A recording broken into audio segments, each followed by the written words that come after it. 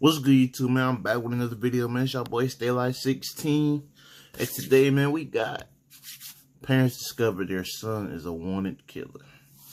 Let's get straight to it. I ain't got nothing to say. You're Brandon. Rachel? Jeremy. This is 21-year-old Brandon Reisner. Bro, look at that boy's face, bro. He know he done. He know he cooked. It's over with. Standing alongside his two parents.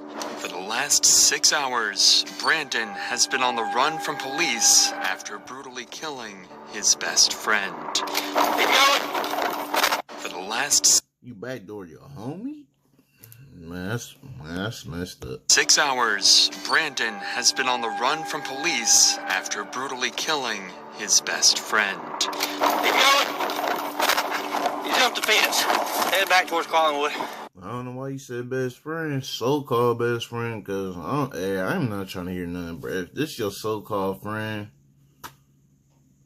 there's no way it would have lead to this point, unless it's really something, like, I don't know, bro, like if it was like something serious to the point where I don't know, bro, where you try to, like, if you're best friends, bro, there's no way you're going to get to a point where y'all going to kill each other, bro. This is just in my opinion, bro. Like, ain't no way, bro. Ain't no way. But things could happen, but nah, bro. If this your true friend, bro, there shouldn't be a point to where it get to that, bro. For real. And as Brandon's parents learn their son is an alleged killer, all they can do is pray as they patiently wait for their son's fate. Rachel, Jeremy, if y'all can have a seat out here. Would you like to talk in private?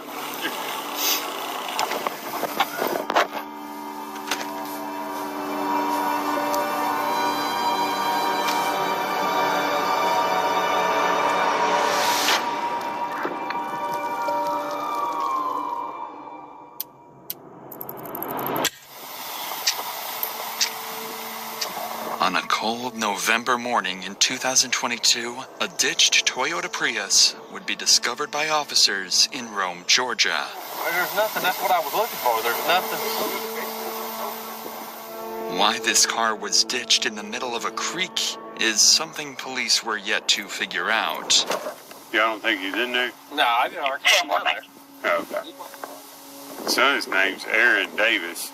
Supposed to be coming to Rome to see some friends and going to Alabama to see his girlfriend. I don't think he made it there. Nah, I wonder where he's at. Why his car's down there. Crazy thing is, there's nothing. I mean, there was no acceleration. It's almost like it just broke off in there or something. yeah. Didn't go all the way up in park or something. Yeah, I mean, there's lights on like it's, but it ain't running. I rode over here to see what was going on. He was out there cleaning out the trash. A tow truck would eventually come and lift the vehicle out from the creek. And upon searching the license plate number, they would discover it belonged to 21-year-old Aaron Davis. Luckily, the town of Rome, Georgia is relatively small, and officers were already familiar with the name. So, Lieutenant Sailors would give Aaron's father a call a few minutes later. Okay. Yeah, can you see if you maybe can get a hold of him and check in with him, see where his car's supposed to be? So you just found the car abandoned there? Yeah. I thought his father was an officer. I was like, what? That's crazy. And I thought his pops was an officer at first. I'm tweaking, bro. Cause I'm about to say, you did that and you know his pop's a cop? It's true. Visit his girlfriend in Alabama after that. Okay. Yeah, can you see if you maybe can get a hold of him and check in with him, see where his car's supposed to be? So you just found the car abandoned there? Yeah, it's actually off in a little ditch. We're in the process of getting it out. I don't think there's anybody in it right now. Aaron's car being ditched is just as much of a mystery to his father as it is for the police. However, he did have some useful details he was able to give the lieutenant following this call. The night prior to this footage, Aaron went to visit his longtime friend, Brandon Reisner. The two had been friends since middle school, and their friendship continued all the way through college. Aaron had just... Since middle school to college, bro? That's crazy, bro. That just show you some years just don't matter, bro. That's crazy, bro. Because literally, you could meet somebody, you can know somebody for a whole, like, what's it called, bro? Probably like 8 months. But the dude you knew for like, what, 8 years, bro? That dude might be more realer. The dude you know for 8 months might be more realer than the dude you know for those years, bro. Crazy, though. But since middle school, y'all up to this point, bro, that's crazy. I remember another story. Old dude, man, I'm trying to think. But they was like selling something. Water bottles, maybe, I don't know, bro. I forgot. But he knew, buddy, like that long too, since middle school up to college. He killed them over like $10 or something. Like they was arguing about the money.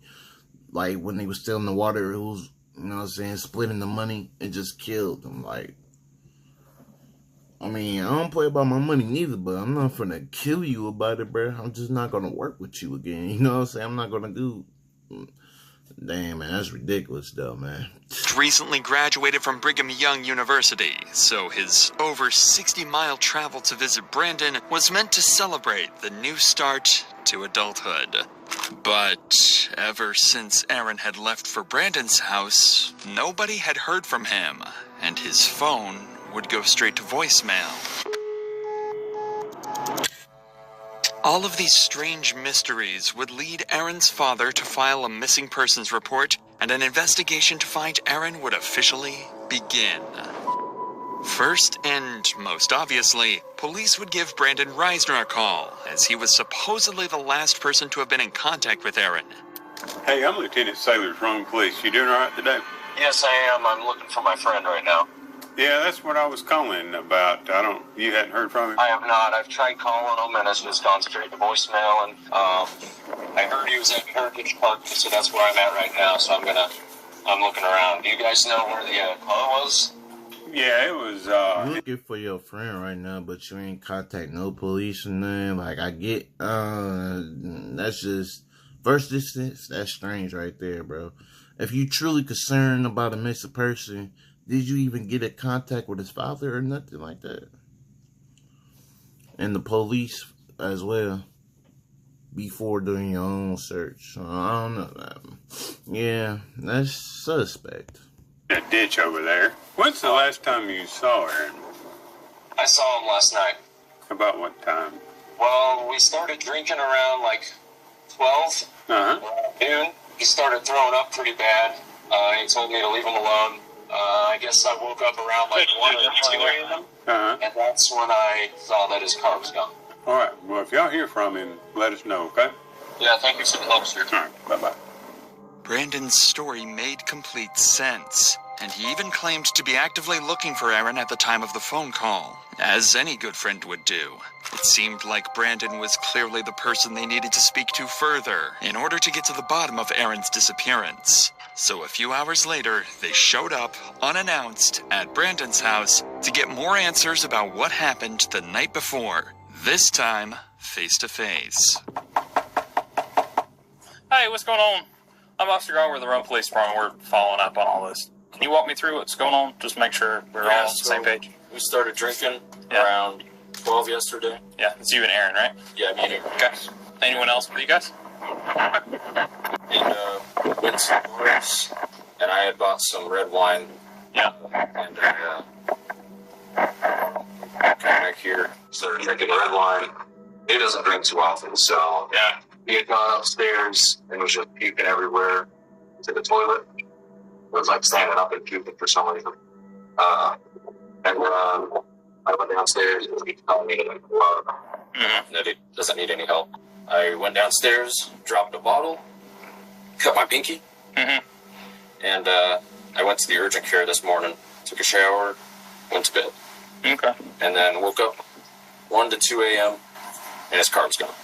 Despite Brandon's strange demeanor, Aaron's actions last night connect with the ditched car and lack of response for the last 12 hours. If Aaron was a light drinker and got heavily intoxicated, who knows what he could have done while completely by himself. So, how long have you and Aaron been friends? We met when I was in 5th grade.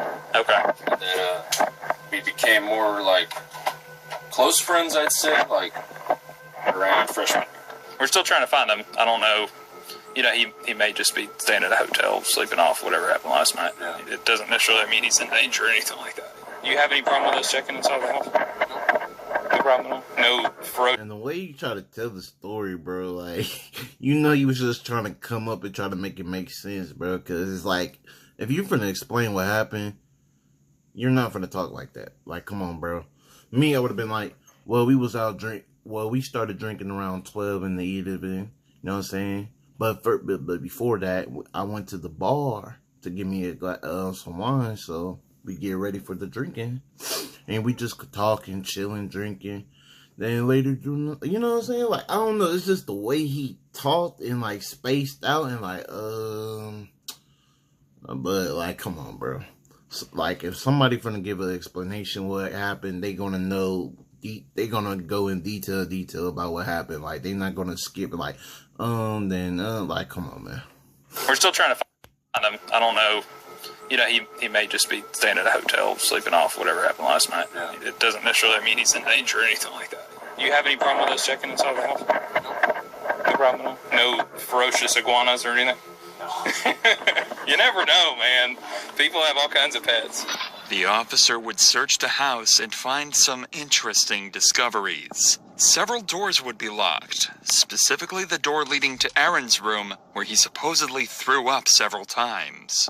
This was strange, so Brandon would be called inside to help get them up to Aaron's room.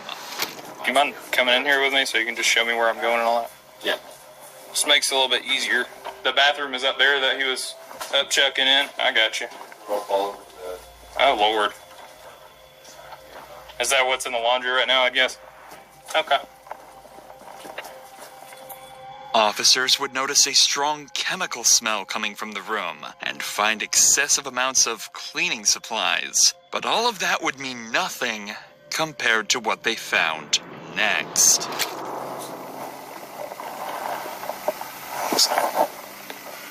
There's a significant amount of blood next to the bed, too. Damn. Decent. More than just vomit all the way over here. Looks like it's been there a while, but he could have been throwing up blood, I guess. See all that? It's weird to be throwing up blood like that. Not to mention, if he had alcohol poisoning, he wouldn't have been able to get up and move around this morning. Especially at 2 or 3 in the morning. Just poured powder right there, too. That's it right now. The cops are starting to find the whole scenario awfully suspicious. The odd story from Brandon, the puddles of blood in Aaron's room, the hundreds of dollars worth of cleaning supplies. It seems as though Brandon sensed the officer's suspicion arising as well, as when Aaron's room was being... All them cleaning supplies, you still couldn't clean. And you still couldn't do... Oh, man, I'm weak. That's crazy. searched, he decided to do this.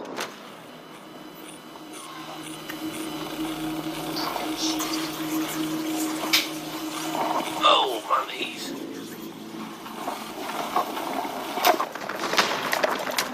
Keep going. Hey, no, quick.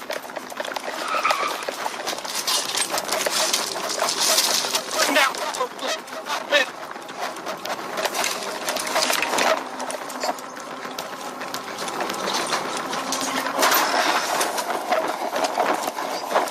You jumped the fence. Head back towards Collingwood. Oh, you ain't climbing that fence, though. But you sorry as hell, bro. If you don't get your big ass to climb that damn fence, boy. Like, come on, bro. This your job. This your duty, bro. Get to it. You know what I'm saying? This dude stop at the fence. I'm weak as hell, bro. he like, fuck that. That's dead.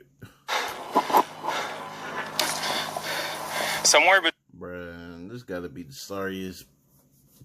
This dude bought all the supplies and he could have still covered up his mess. And then he chose last minute to escape. I guess, bruh. Between LaPorte and East 9, gotta be in these houses. Go up to the house, get in the backyard. Okay. Possible 1043 suspect. You ran? Yeah, that's over. That's a charge. That's over with. Definitely over with. Run back towards 8. Give me more units. Unfortunately, officers lost sight of Brandon. He officially managed to escape the police, at least for now. Desperate for any leads that might aid in finding Brandon, police began going door to door around the neighborhood, questioning witnesses who might have caught a glimpse of where he had fled. During this effort, one officer encountered a neighbor who happened to be on a call with Brandon's father, Jeremy. Quickly, the officer took the phone to speak with him directly. Hey, sir, I'm Lieutenant Sailor Throne Police. Hi, I'm Jeremy Reisner, the homeowner, yes, and my Brandon's father. Yeah, we're probably going to need to talk to Brandon. Do you know where he is? No, I thought he was still at home. Now, earlier we had told him maybe drive around the areas where they normally hang out and try to look for him, for Aaron. Okay, we'll keep trying to get hold of him. We're still about an hour away, working our way there. Even Jeremy was clueless regarding Brandon's whereabouts, and seemingly so was everyone else, as an entire hour would go by with Brandon nowhere to be found. That boy dick. I am. Okay. It's Mom. Okay. Sorry, I realize you might not be able to answer this question. I probably don't know the answer, but I'll try. Is there suspicion that Brandon was involved in hurting Aaron or something? There's suspicion that something happened in the home. Beyond getting drunk and throwing up? Well, we don't know. They're lifelong friends. We called back after the boy's mom called us. Man, I get. Well, he's the parent, so of course, you know, that's the son. One life friends. I don't mean nothing, bro. You can still be suspicious, though, bro. Still could be a suspect. Like. We called back and said, when did you last see Aaron? He says, I guess he left during the night. That's all we did. He went to look for him. Well, he said he's the homeowner, but my question is, does he still live with his parents? Which I think he does. Well, you know what? I can't even say that. That's their own room. Everybody got their own space. So, but I was like, dang, they didn't see that blood. But I mean, everybody got their own space. You know, their own room and stuff. So, yeah. Yes. Powers that be have our number? Yes, sir. Yeah. While trying his best to assist the police with the investigation, Jeremy would return to his house, where he discovered Brandon's phone. Up until that point, Jeremy had been doing everything he could to help the police track down his son. However, after finding the phone, his cooperation came to a sudden stop. He refused to hand the phone over, leaving police to wonder, had he seen something on it? Or was he hiding something far more unsettling? But before we get to that, Jeremy is not alone in facing a... Bruh, I get that's his son, but bruh, that's your son's fault, bro. He gotta take it like a man, bro. He gotta face his mistakes. He gotta, well, not his mistakes. His crime, what he did. You know what I'm saying? Can't protect him, bro. Like, he a grown man at that point. He made his decision. He gotta deal with it, bro. Like, that's my son. I'm not like, you my son. You know what I'm saying? It's just a certain shit I could do for you, bro. You feel me? But it's to a point like that, bro. And you got this in my house and this and that. Like, bro, I'm not going down for you, bro. That's just what it is. You made your decision. I'm not going down for you, bro. I did my part. I try to help raise you. Try to make you, you know what I'm saying, do the right decisions. Live the right life. But you want to F up and do stupid-ish? That's on you now, bro. Like, real stuff, bro. There's a certain scent I could do. But it's to the point where now they want to suspect his phone, search the house. Like, at that point, they got it. I can't do nothing. You feel me? For real. Tragedy. Unfortunately, it can happen to any of us. But, I mean, he a real one, though, for, you know what I'm saying, having his son back. But it's still messed up, bro. You know? What would y'all do in that situation, bruh? because shit, I love my son, but like I said, it's just so much I could do for you, bruh. You know what I'm saying? Yvette Torres. Now, if they didn't want to, now if they didn't have a permission to, like, you know what I'm saying, search the house and stuff, then I'll be like, I don't know where the phone at. I might sound messed up, but you know what I'm saying? But hey, I don't know, bro. He was walking home from work in Philadelphia when a truck struck her without warning. Morgan & Morgan fought for her in court and won her nearly $12 million. If you're seriously hurt, your injury could be worth millions. With over 1,000 attorneys, Morgan & Morgan will fight to give you... Bro, that ad, bro. I try to skip. Man, I stopped playing the video, bro. And now I gotta do 2 parts and try to connect them. Oh my goodness, bro. Alright, man, let's get straight to it, bro. Trace where Brandon could have gone off to. But unfortunately, Jeremy was unwilling to give up the phone to cops until he could better understand the situation. After all, Brandon is his son, and he is innocent until proven guilty. So giving up the phone could be a tragic mistake. Again, hours go by with no further leads or clues as to where Brandon went. What Jeremy managed to find on Brandon's phone during this period will forever remain a mystery. However, when police spoke to him again, his demeanor would shift dramatically. What's the status?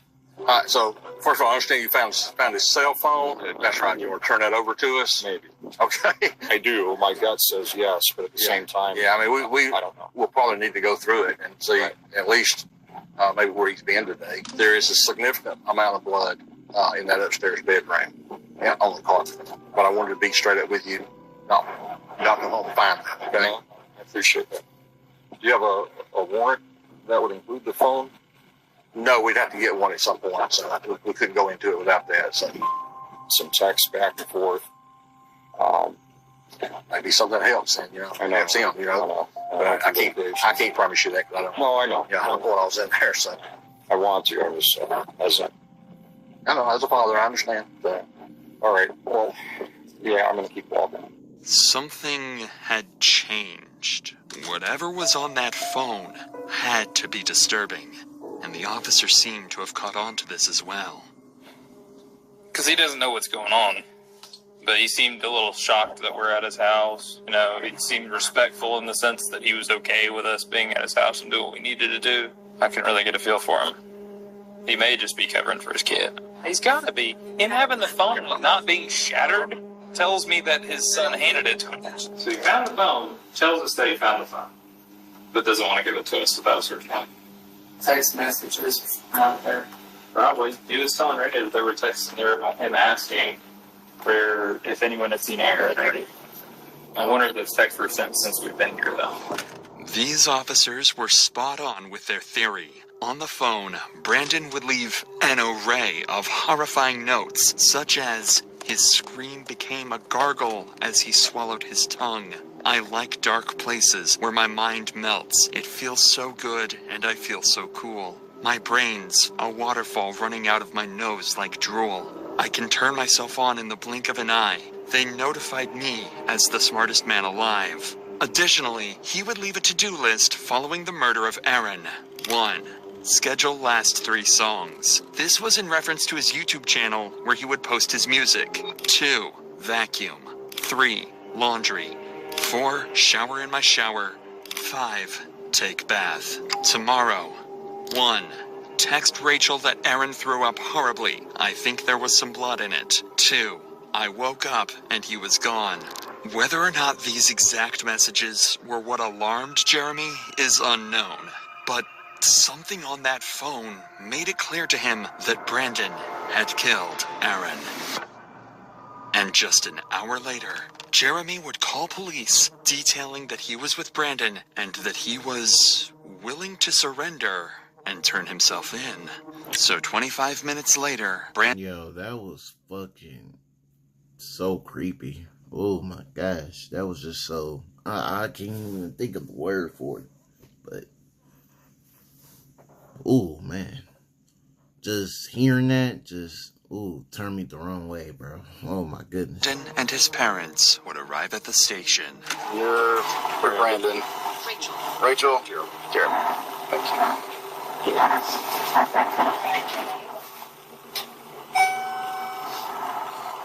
And this is someone he called his best friend? Oh my gosh.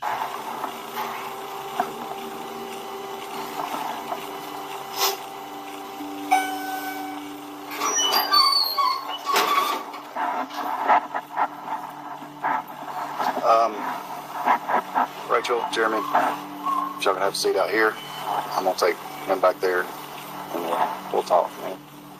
Would you like to talk in private? You need to send somebody out to find the body. Okay. I'll be right back out with you, okay?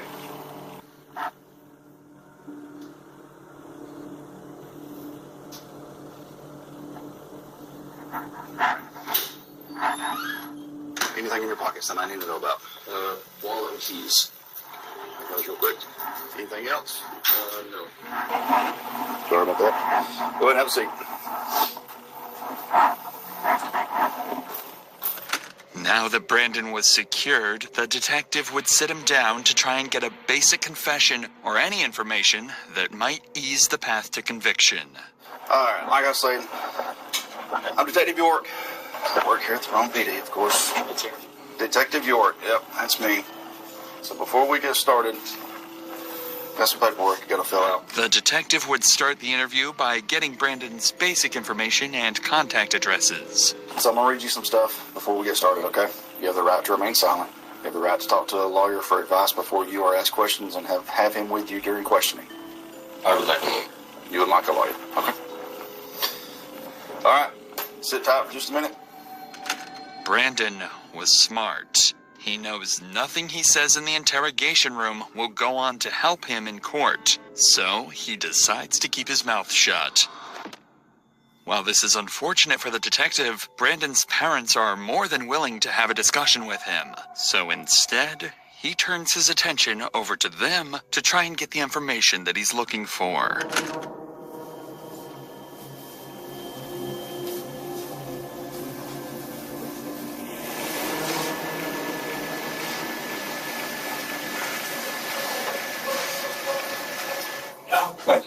Thank you.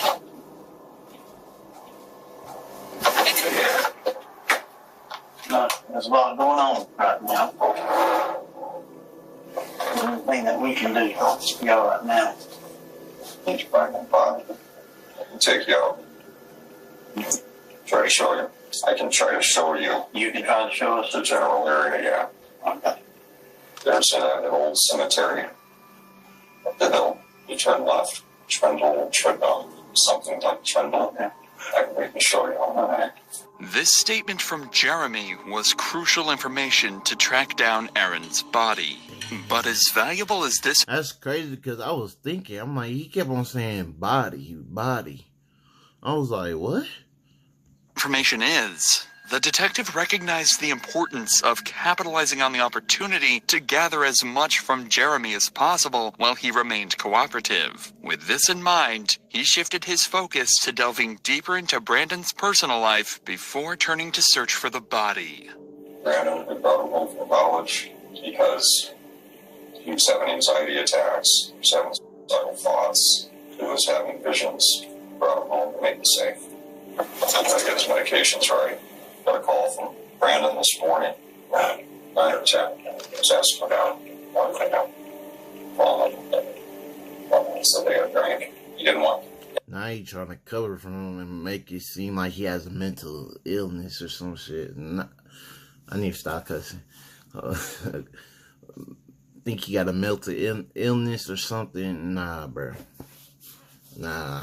Look, at the end of the day, bro, as a father, you feel me? I get what he trying to do, but your son brought it on himself, bro. I'll just let it be. You know, it's over with for him. Because at the end of the day, that ain't right, bro. Because he claimed that's his best friend, and they knew each other for this long, and y'all have the parents' numbers and this and that, bro. Like, I get that's his son, but it's just like, it's not right, bro. It's not right for the parents of the boy. You know what I'm saying? Like, that's messed up, bro. Just, dang. Feel bad for the father to be in a tough position, bro. His parents in a tough position, bro. And that's nothing. Like, that's messed up, bro. That's messed up. But yeah, ain't no melting in this. He literally just described how good he felt doing it. Like, come on, man. Got to find it out. His mom went upstairs and recorded it. That's all we heard. And then an hour or two goes by. And boy's mom calls us. Or I called Brandon back on immediately after the murder. So, you know where Aaron is? He says, well, yeah, they're around 5. I'm not gonna say he lying what he's saying, but it's just like coincidence at this time you saying all this. Wow, you know what I'm saying? He's a suspect for murder, you know. And we were told that Aaron had run away. Ran from the police.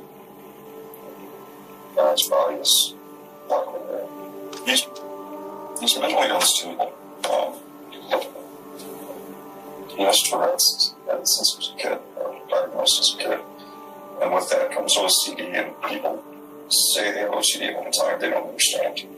And until they live with that. You got paperwork of that? This raises the possibility that his actions may have been influenced by mental instability. However, it's important to consider the context. Jeremy's statements could be an attempt to have Brandon plead insanity in court. Therefore, it's essential to approach these claims with a grain of salt, as they may not fully reflect the reality of the situation. Regardless, police now had an approximate location of where Aaron's body should be, so all hands went on deck to search the cemetery Jeremy had described. Aaron was found buried in the cemetery, behind a secluded area in the back of the property. Even worse was that his body was wrapped inside the very sheets he slept on in Brandon's house. The speculation had come to an end. Brandon Reisner was a cold-blooded murderer. Right after this discovery, Brandon was placed under arrest for the murder of Aaron Davis and transported to the local prison. But the cops found his behavior very unconventional.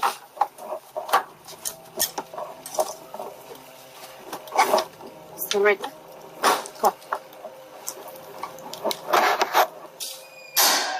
Come on. Go up to the counter, let them follow their instructions. This is his property. You got ID in here if you want. For me? No, we're talking to you. You got your ID in there. Yeah. Officers stated that Brandon remained eerily calm while being transported and seemed completely unfazed by the entire situation. And while Brandon had been successfully captured and the case had seemingly came to a successful conclusion, officers had one tragic duty to complete before the end of the day. Break the news to Aaron's parents that their son had been murdered. I'll answer any questions. Here? I don't know a whole lot because I'm not been here doing all the research. Be specifics.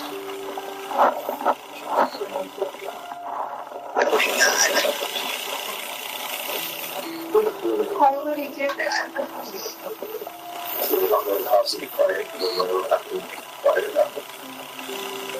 Why you do that? We need my son. The family needs him. Oh my God. Aaron was a recent college graduate and a good kid with a bright future ahead of him. His sudden death is nothing short of an evil, horrifying act on Brandon's behalf, and justice had to be served for Aaron's and his family's sake. That justice would come inside the courtroom. On July 18th, 2024, Brandon was left with little to no defense for his crimes, and his plea to claim mental insanity was quickly ruled out. And I have come to the conclusion that justice requires that Mr. Wright... Man, I'm not trying to hear no mental insanity. Nah, screw out of here with that. ...be sentenced on count 1 to imprisonment for life without parole. and that's what I'm going to do. He was sentenced to life in prison without the possibility of parole after pleading guilty to the murder and mutilation of Aaron Davis. I'm glad they got justice, bro. That's sickening. It really is, bro. That text message, oh my goodness, that was so sickening, bro. Like, for real. The way he described it, talking about he felt so good. Man, nah, bro.